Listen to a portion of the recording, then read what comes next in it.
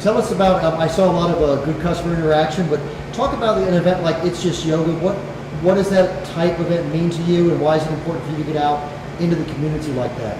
Well, it's an event. It's an event that brings, not just like-minded people, but people that are really moving away from the conventional way of they've learned things. Whether it be the way they nourish their bodies, whether it be the way they physically train their bodies, and it just, to me, when you start working the nutritional aspect of it and the physical aspect of it, it changes the mental aspect of it. So, and it just continuously roll. When you are in an event like that, you see so many people that are just moving in that same direction and have that same energy and that same passion for what they do. It fit right into what we did. It was a great event. Now, I noticed at the event, Rick, you were doing some sampling. Talk about maybe some feedback you had from some people who weren't familiar with Wheatberry, and what was your goal with the sampling? Well, the sampling is just to get people familiar with, a true juice, a true cold pressed juice. I mean, people are so used to walking into a grocery store and even seeing things on the shelves right now that are considered cold pressed. But the way we do it, we're taking an organic vegetable and fruit. We're doing nothing but literally squeezing that into a bottle is basically what we do.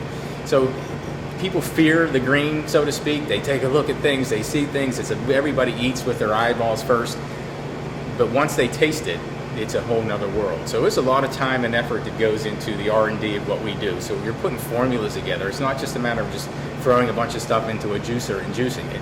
It's putting that formula together so that everything kind of flows together properly. And in the taste, it makes a big difference in how it tastes. And tell me, if you would, give me a feedback on maybe people who are involved in yoga and that do yoga. What type consumer is that, and how does that play into your business model? Yeah, with the yoga people are a big part of my business, just because of the fact that it is that the way they see things, the way they view things. So and that is the part of the physical and mental aspect of what they're doing to themselves in order to help themselves change. Inevitably, the nutritional aspect comes into play, because it has to, because it really does start with the nutritional part of it. So they've learned that, and they've learned now to feed their bodies properly in order for them to perform what they do on the outside of here, whether it's yoga, whatever kind of training it is they do. But the yoga people seem to tend to have a really good grasp of the nutritional aspect of their lives.